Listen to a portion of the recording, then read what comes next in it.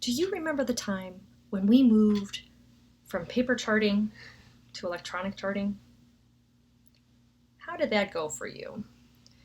I can tell you that a lot of people had a tough time with that change. And really, we were looking at providing a different kind of care. Or what about when we did that charting that happens right there when you're with your family? How did that go? I can tell you there was a lot of resistance. And rightly so, because we kept looking at these things as barriers to our service.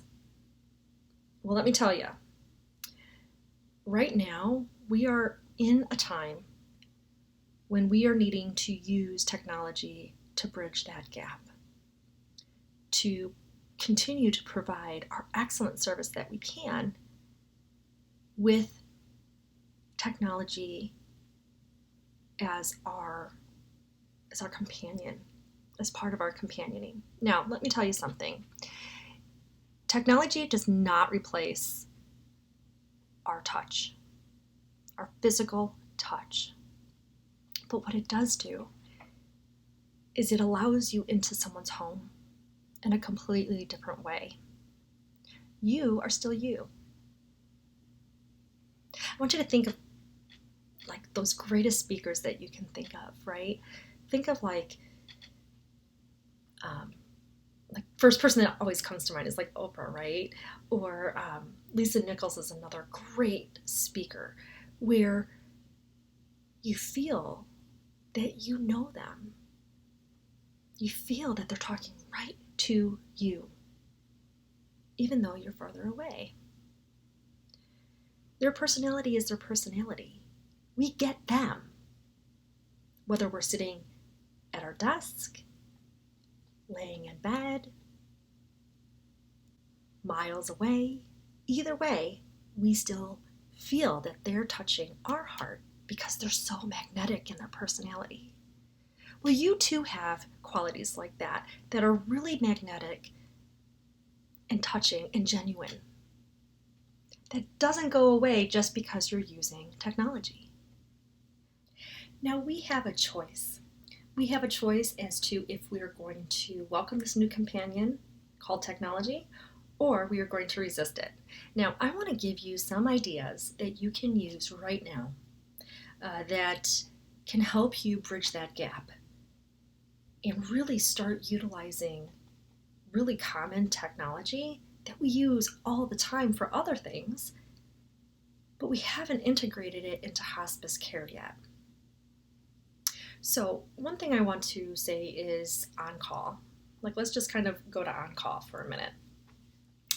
In the past, on-call was someone who had their telephone or beeper in the 80s, right? 90s. So they had their pager or their phone.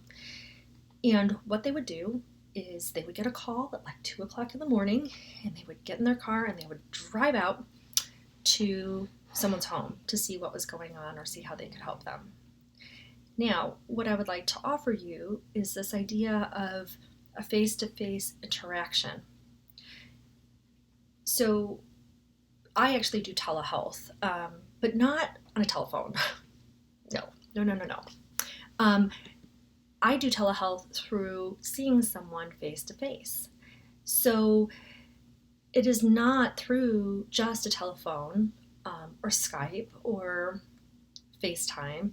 It is actually a HIPAA compliant distance counseling software platform. Okay? I use VC. Zoom has a medical program. Now, I have no connection with either one, no affiliate payment, nothing like that. It's just, these are my preferred modes of communication. So I use VC for my individual client contact because it's HIPAA compliant and I can trust that. And I've signed up, I've done everything I need to, I've done the education, and right now things are so loose with how we actually do this, but I still like being able to know that I am following HIPAA regulations, right? I still want to be providing privacy and doing what's great for my clients. So we can still use that technology in a situation where it's late at night, in the middle of the night. You can still see someone and talk to someone. You can look at what's happening in the home.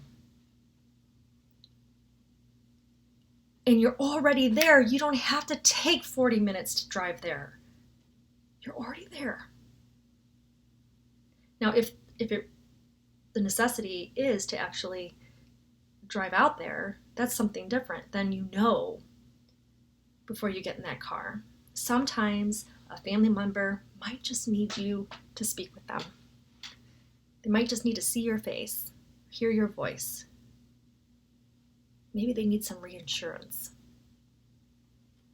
You can give that right then and there.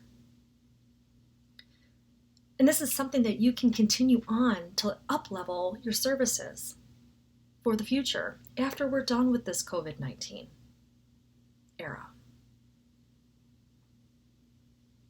So that's one idea.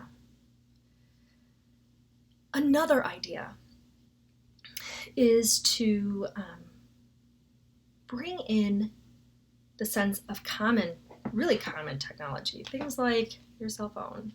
We all know the sense of hearing really is the key for how we connect with our hospice patients, hearing and touch.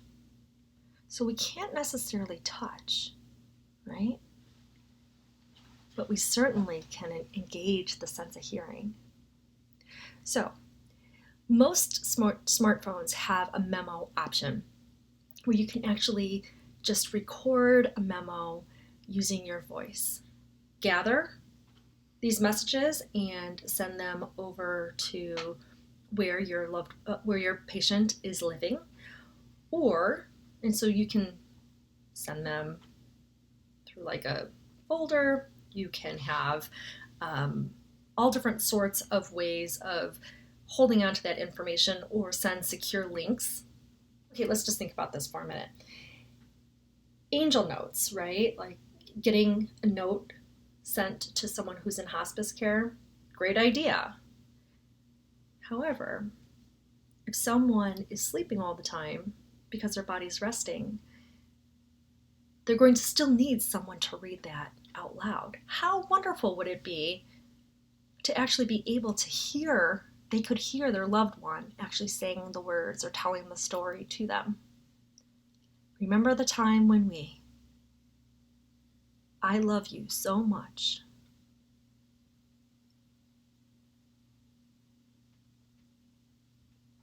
I haven't seen you in so long. I miss you. I wish I could be there.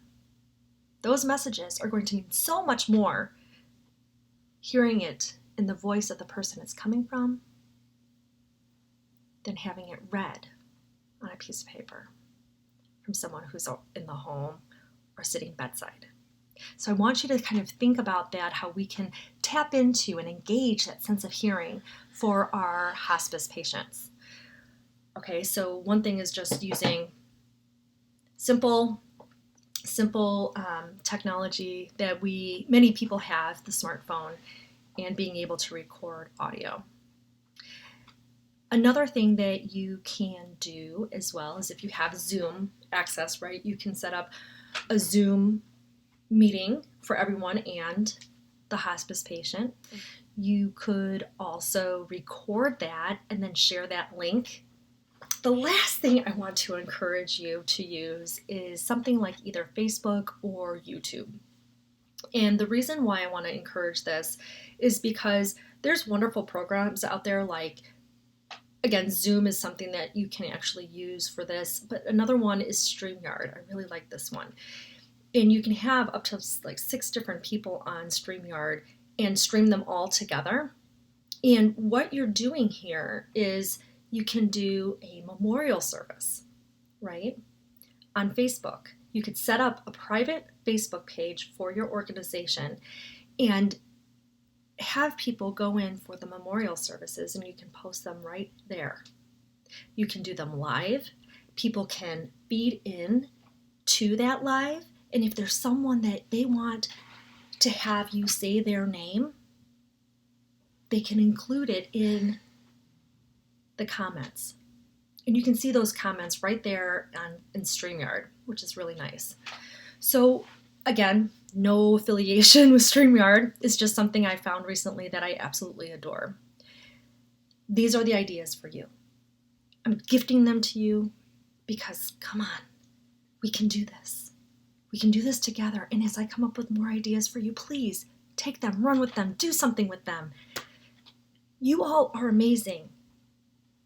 Don't let this virus slow you down. We are needed more than ever as professionals to step up in ways we've never have before. And hospice can do it too. All right.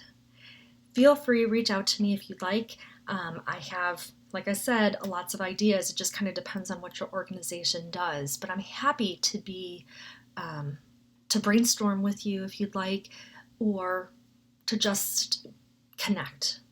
I'm going to include resources for you in my write-up for this, and you'll see them. Obviously, you saw them throughout the program. All right, you take care, and like I said, feel free to reach out. I'd be happy to talk with you. Bye-bye.